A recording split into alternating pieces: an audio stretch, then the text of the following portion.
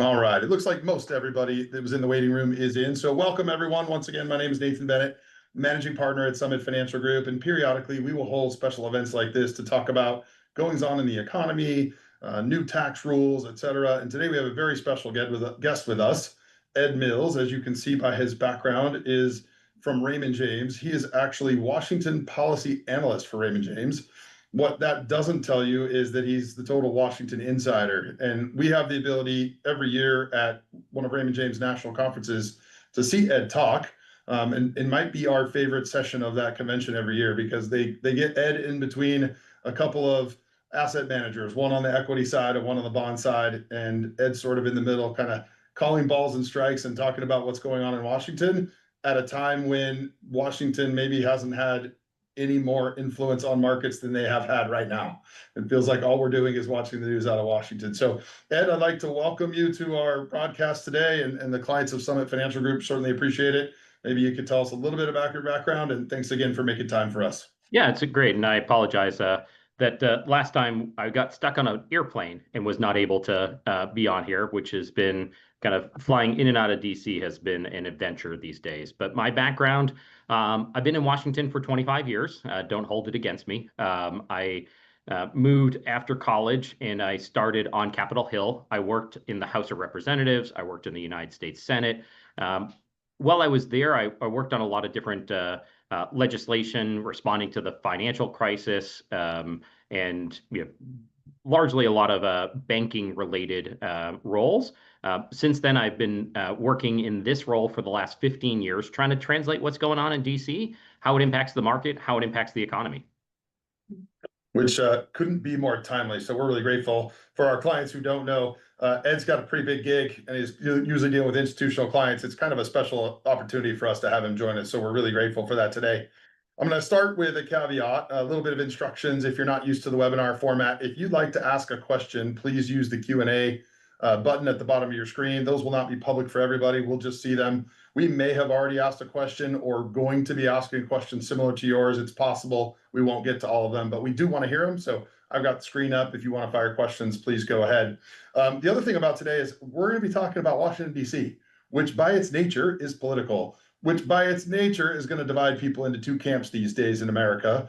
And Ed is a complete pro, and I'm not worried about him. But I would sort of remind all of you as you sit through this, we're going to just try to see what's going on in the world. And it's not particular treatise on one person, one party, or anything else. I don't think anybody's going to be changing anyone's minds about what they think about politics today, but there sure is a lot going on in Washington, and we're really grateful to have Ed here. So keep that in mind as we wade into some of the stuff that is, really quite timely in today's news cycle.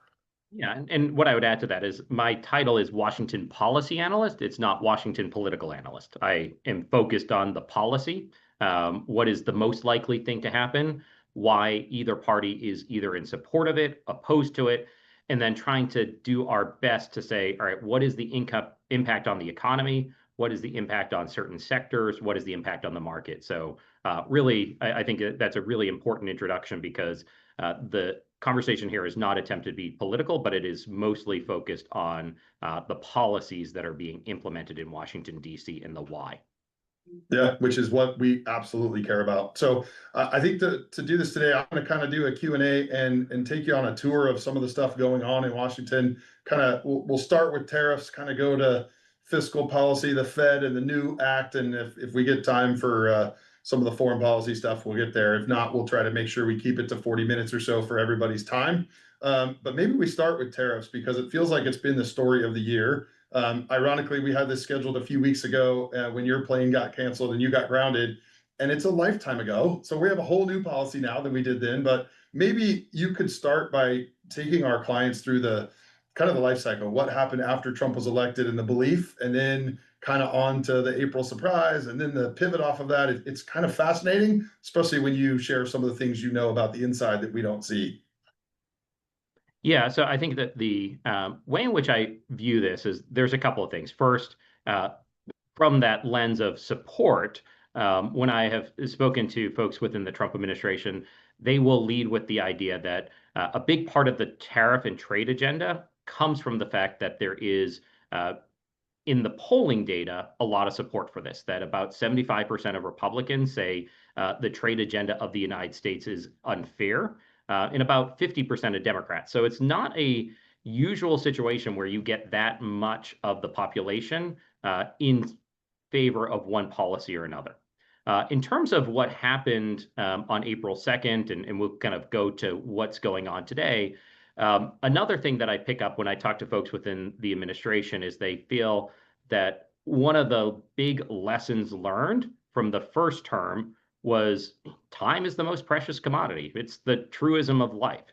And that the Trump administration, when they focused on the US-China relationship in his first term, they spent 3 years before they signed what was called the Phase 1 trade deal with Beijing, and that was in March 2020.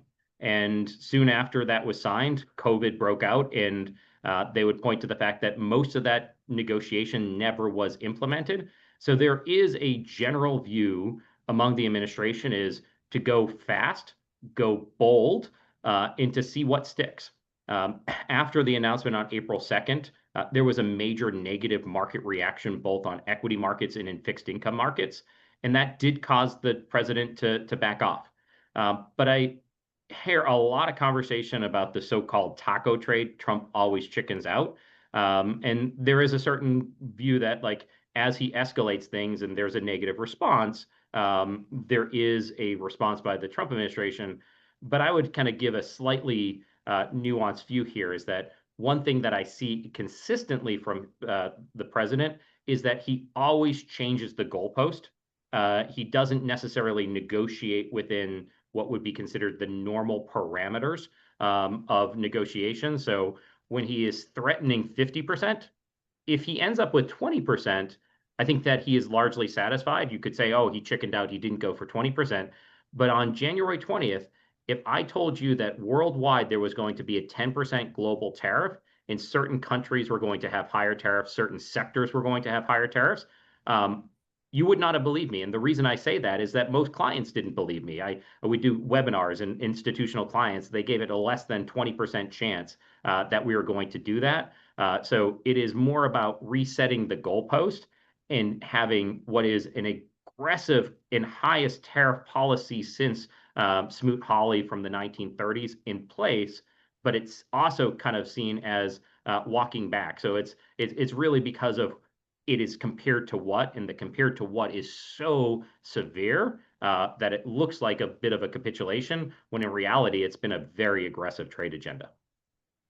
I've heard you talk a little bit in the past about the people in Trump's ear around tariff, and you sort of separated into two camps. I found that story fascinating. Do you think you could share that with our clients on sort of whose policies are talking to him about what?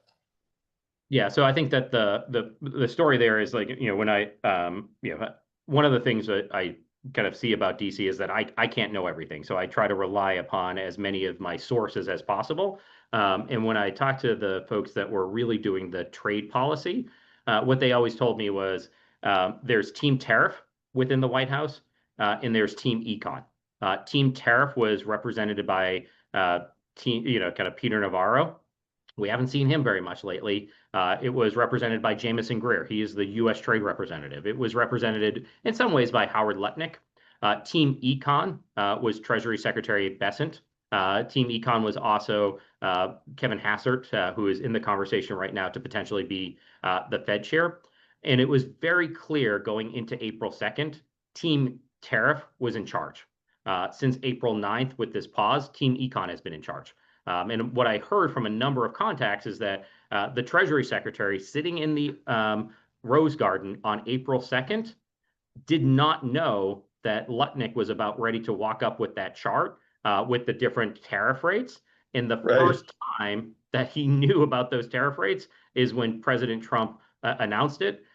And kind of one of the ways in which I confirm that is that Bessent gave an interview later that week with Bloomberg. And I go on Bloomberg quite a bit, and the morning anchor, who I have a good friendship with, she's like, "Did you see my interview with Bessent? Like, he was telling everyone he had no idea that this was coming. He wanted to tell everyone that this is not what he was responsible." She's like, she's like, this is the first time one of my interviews made the Daily Show. And so it was just kind of going back and forth with her. It was like just the almost absurdity of kind of the process and kind of who, it's like sometimes like people ask me like, how did you not know that this was going to be the rate? And I'm like, well, if the Treasury Secretary didn't know, how was I supposed to know? I knew that there was something that was potentially bad, and what was the plan was 20% for bad actors, 10% globally. And you fast forward today, like, what is the deal with Vietnam? 20%. What is the deal with UK? 10%. Indonesia, what's their rate? 19%. Like you're going to see this, kind of play out where the goal from April 2nd is probably where a lot of this settles out. Our closest allies closer to 10%, and those who we have trade imbalances with and concerns about trade practices probably closer to 20.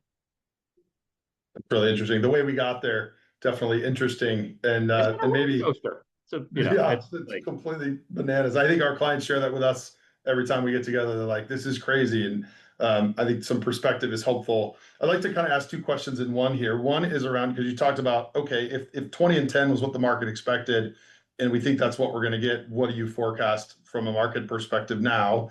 And the other is sort of the reaction to the market from the markets. It feels like in April, it was unbelievable volatility based on every tweet. Now it almost feels like they're ignoring everything in the marketplace.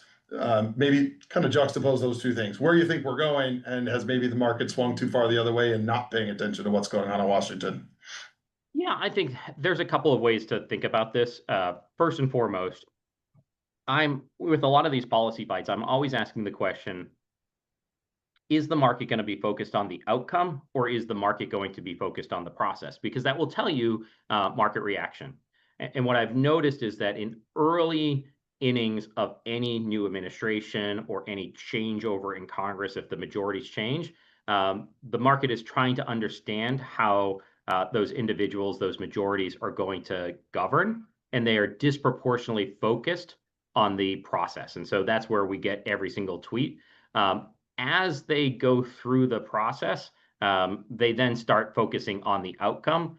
And so we've gotten some questions like the Court of International Trade has struck down the use of tariffs and the way in which the president has done that. And when I look at the statutes, I think that's the appropriate ruling because IEPA, which is he's using for emergency authorities, never actually mentions the word tariff.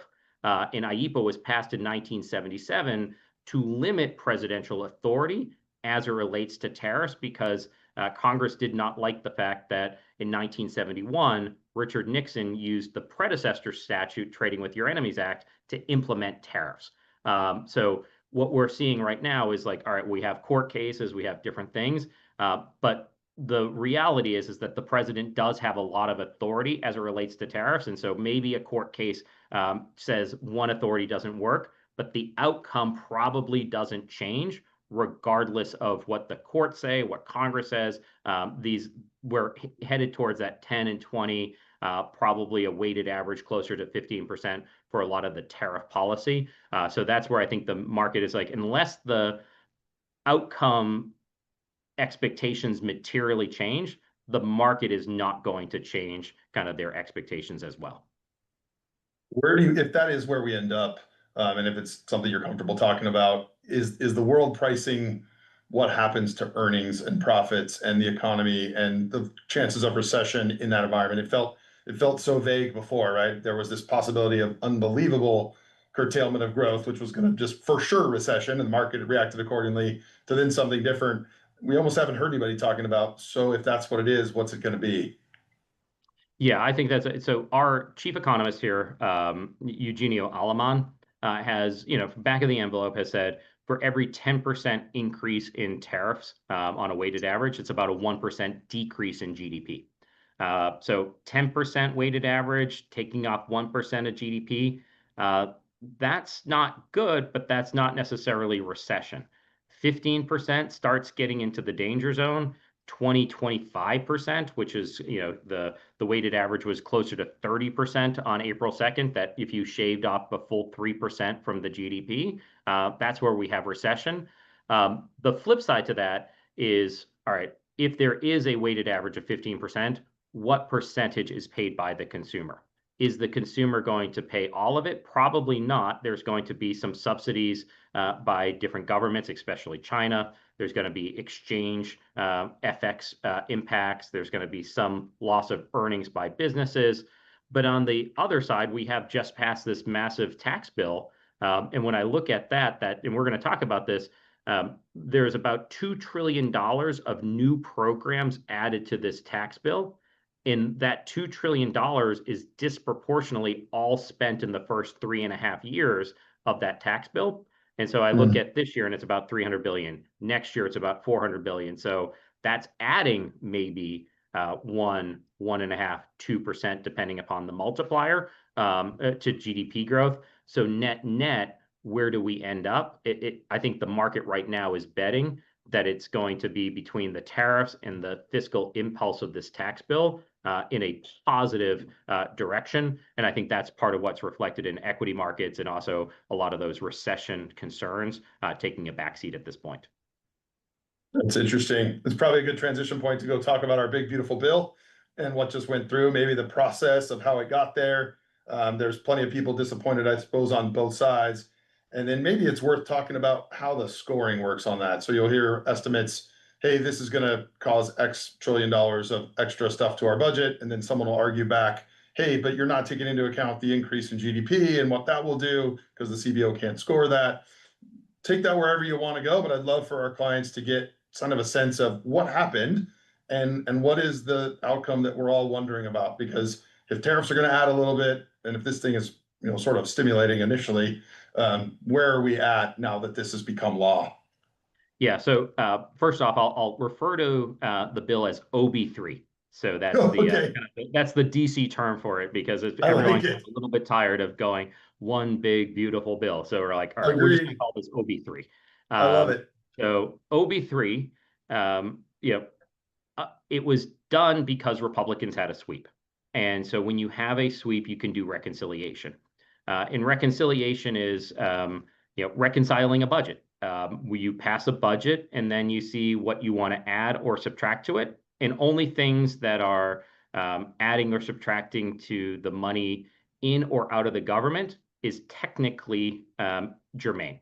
Part of the reason why you do reconciliation is that it just requires a simple majority in the House, a simple majority in the Senate. So Republicans have a majority in the House and the Senate. It's narrow, but it's a majority. As it relates to scoring, one of the provisions of reconciliation, and this gets a little wonky, but it says you get 2 scores. What is the cost in years 1 through 10? And what is the cost in years 11 through 20? You cannot, under reconciliation rules, impact the budget in years 11 through 20. And so the way in which all previous Congresses have done this is that they will do programs that add to the deficit or impact the deficit in years 1 through 10, but somewhere before year 11, they make it expire. What Republicans decided, it was like, well, what score do we use? And they said, well, anything that extends out the current policy, which the current policy was the tax cuts of 2017, should not be scored as adding to the budget. And so they just use what was called the current policy baseline. And so for any of the extension of the 2017 cuts, the official score said 0. And so if the official score says 0 in years 1 through 10, it says 0 in years 11 through 20, and voila, it is permanent. So if you're a Republican, which would you rather vote for? A score that says 4 trillion or a score that says 0? Political calculus says you'd vote for 0. So at the end of the day, this is a bill that will add about $4 trillion to the debt and the deficit over the next decade. Doesn't matter if you use current policy or not. This is the actual math. And with that is the most expensive bill in the history of the United States. There's $1.2 trillion in cuts. But from my view, if you spend 5 trillion, you cut 1 trillion, and it ends up costing 4 trillion. It still costs 4 trillion. That's that Washington math right there. Yeah, it's I kind of go through this, like there's social media memes about different types of math, and this to me is like the definition of Washington math. Like it's because if you get a majority in the House and majority in the Senate that says 1 + 1 = 3, well, 1 + 1 = 3. You get to set your own score as it relates to this. And part of that, and correct me if I'm wrong, but several people in the administration have come out and said, hey, our legs of the stool, if you were, we're going to raise revenue and tariffs. We're going to ease regulation and taxes, and that's going to create GDP growth on one side. And then we're going to cut some unnecessary stuff. And for a minute, that was Doge, and that kind of got sort of 2 trillion down to 1 trillion down to a couple hundred billion or less, depending on who you ask. Yeah, far less, right? Whatever that was. How does this, now that they're there, I mean, that's what they said initially. Now they've got at least 2/3 of it done. Does it approach any of that, or is it just all politics at this point? So I don't want to be cynical, but I do think that there was a political angle to Doge, where if you are asking congressional Republicans to vote for the most expensive bill in the history of the United States, having something called Doge provides political cover. Having tariff revenue provides political cover. Having your Treasury Secretary say that they are focused on the debt and deficit provides political cover. I think that there was some honest effort in Doge. I think that there are certainly ways in which we should reduce the kind of size and scope of some government programs. But I do think that the way in which this was done, living in Washington, D.C., it does seem haphazard. There is a package that tries to implement some of the Doge cuts. It's already passed the House. It kind of passed a procedural vote in the Senate yesterday. That's $9 billion. When we're talking about trillions and trillions of dollars annually, 9 trillion, it's a rounding error. So it's just really a question of some of those priorities and how those are done. That's so interesting. It's a weird, wild world we live in. Talk a little bit about the bill itself, OB3, which is way better than OBBBA. So thank you for that. What are some of the highlights maybe that clients should be thinking about that actually did change? Most of which I realized was just an extension of what was there before. Yeah, so in addition to the extension, making permanent the tax changes from 2017, the big changes were some of the political promises made by President Trump during his campaign. So there is provisions related to no tax on tips, Social Security, or overtime. The way in which those are done is through new deductions that are available to taxpayers. So if you are a senior citizen and you're collecting Social Security, if your income individually is below $75,000 or $150,000 for a couple, you're going to have a bonus deduction of $6,000. For an individual who has tip income, you can deduct up to $25,000 of that tip income. If your income is below $150,000, $300,000 for a couple, $12,500 for overtime. And then kind of if you take a step back, there are some adjustments that, of things that just got extended out. They did make inflation adjustments to things like the standard deduction. It goes up $750 per person, $1,500 for a couple, extending out the child tax credit, deductibility of kind of interest on cars that are U.S. made.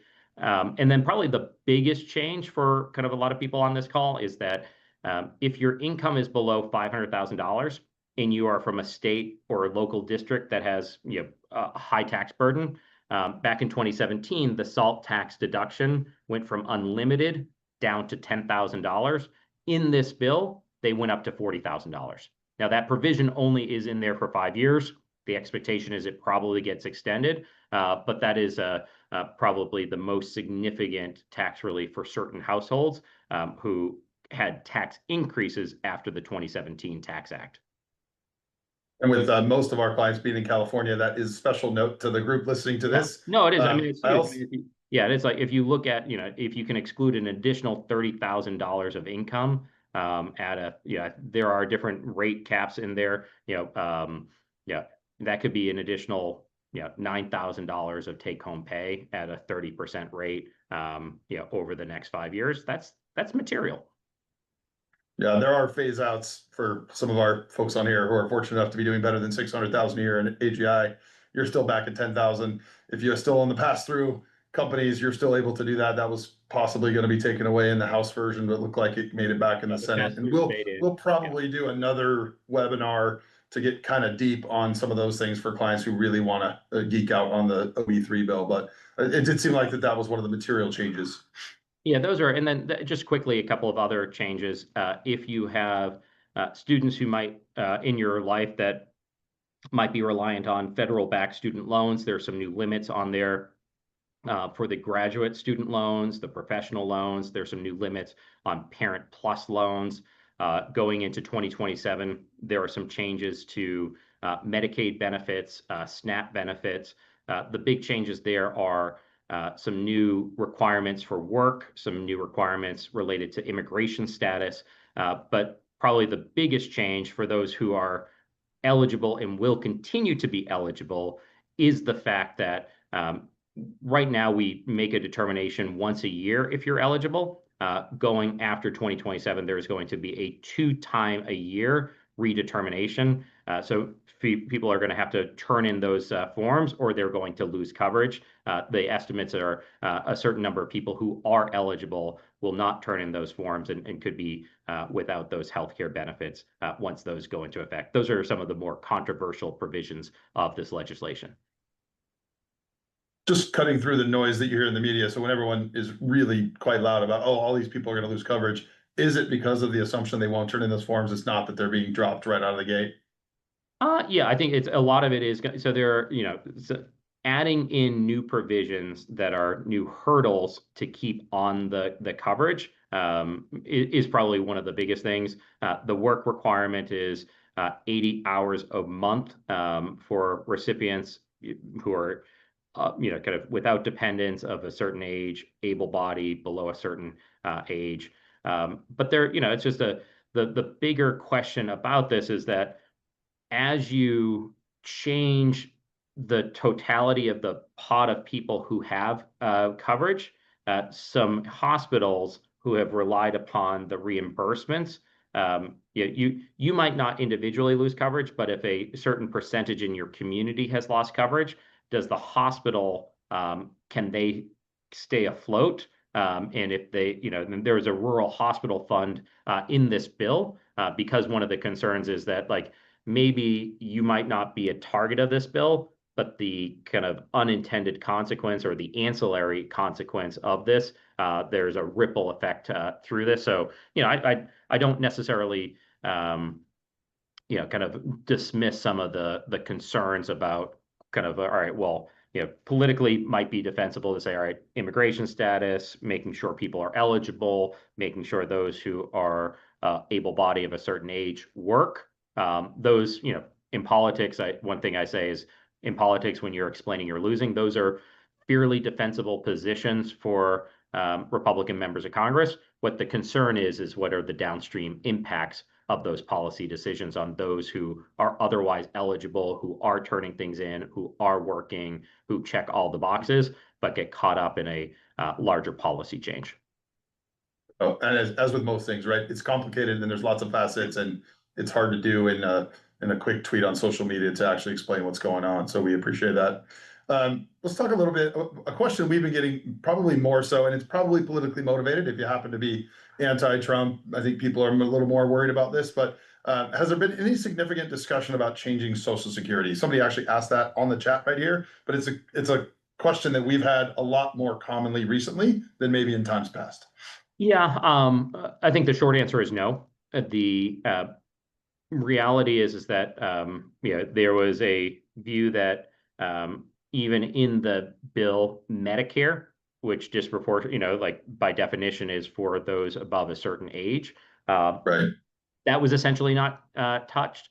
That the Social Security Trust Fund, there was concerns about the debt and the deficit, the long-term sustainability of it. But politically, the way in which I've always thought about this is that, I think there's a lot of folks who would look at this and say, all right, DC, there has been years or generations where you might have mismanaged the budget. And now that you need to figure out how to kind of balance things, you're going to take away from me a benefit that I paid into, a benefit that was promised to me. So politically, that's kind of impossible at this point.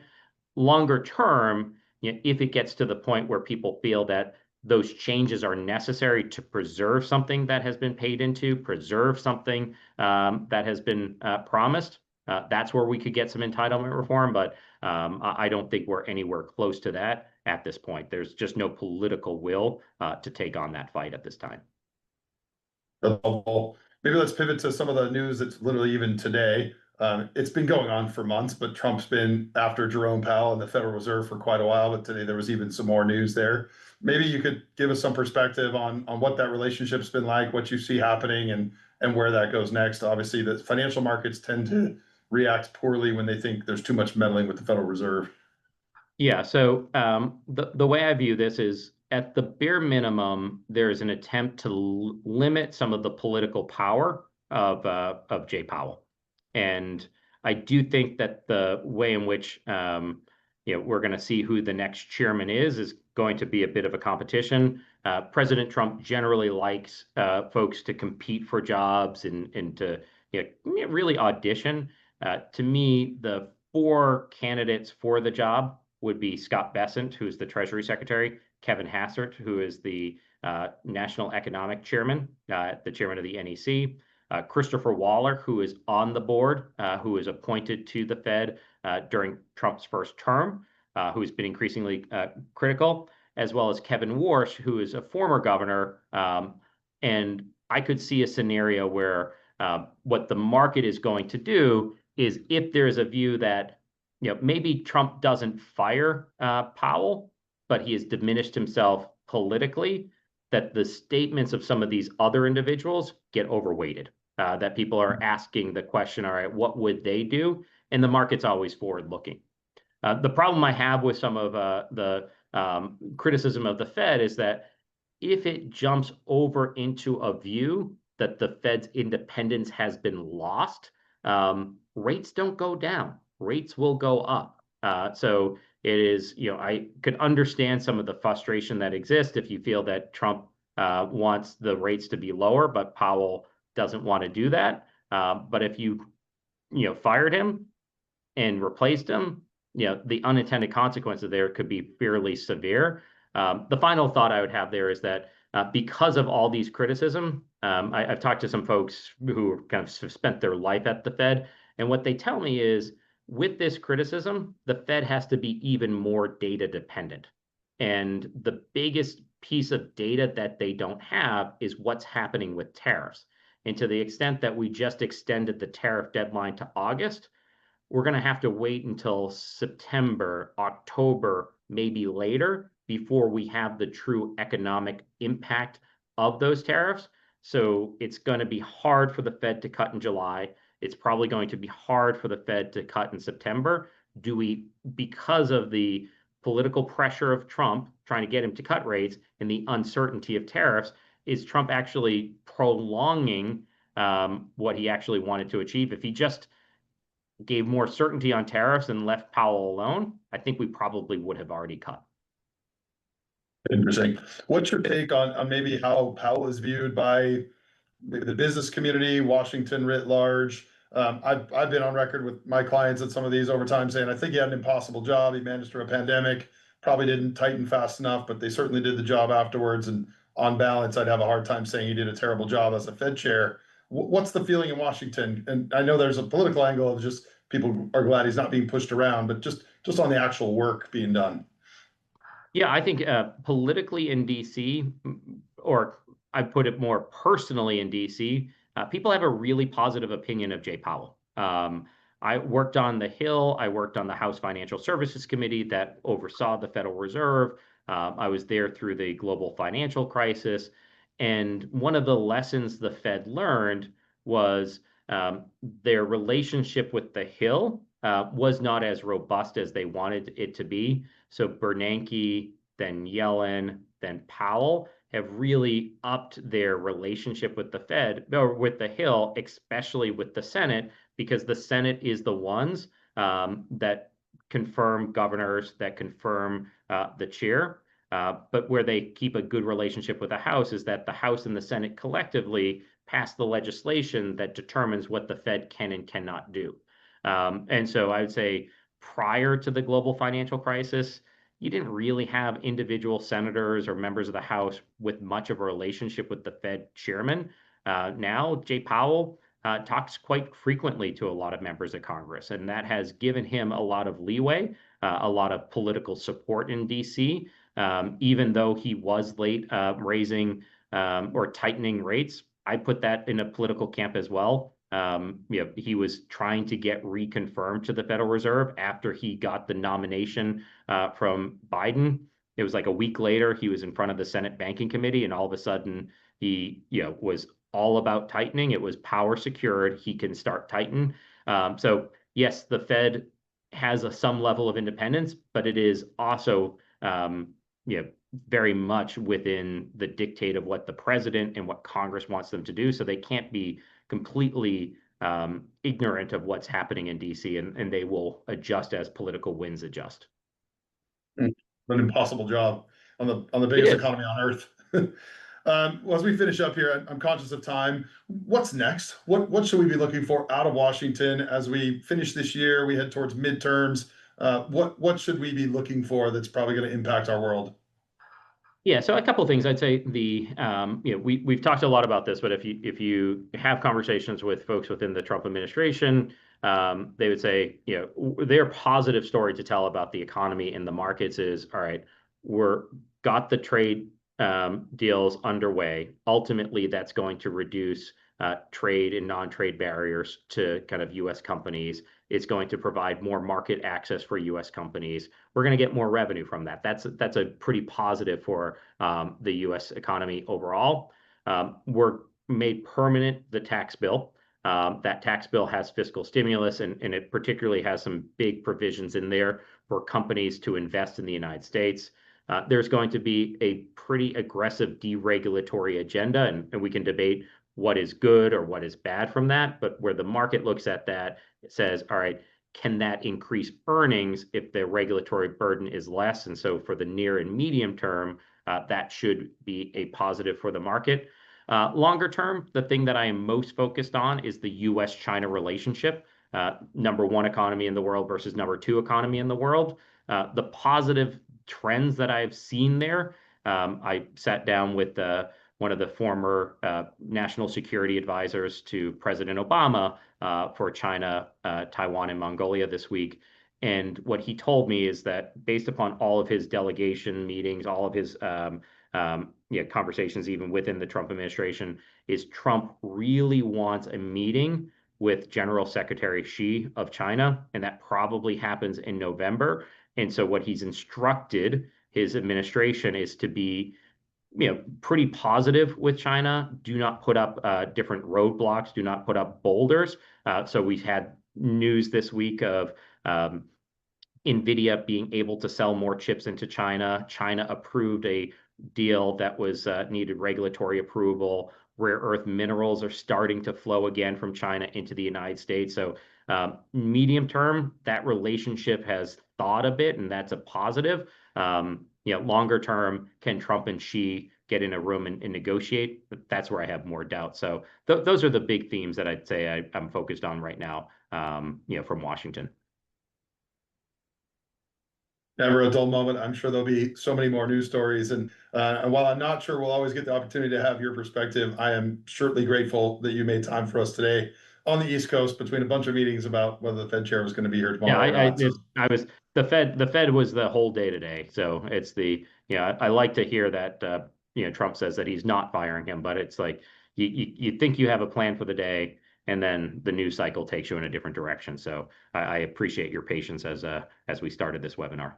no worries whatsoever. Thank you so much for your time. We appreciate it. We'll continue to take your perspective and bring it back. And this is really valuable to us and our clients. Have a great Sounds one. good. Thank you. Have a Thank great you, week. everybody. Have a great afternoon.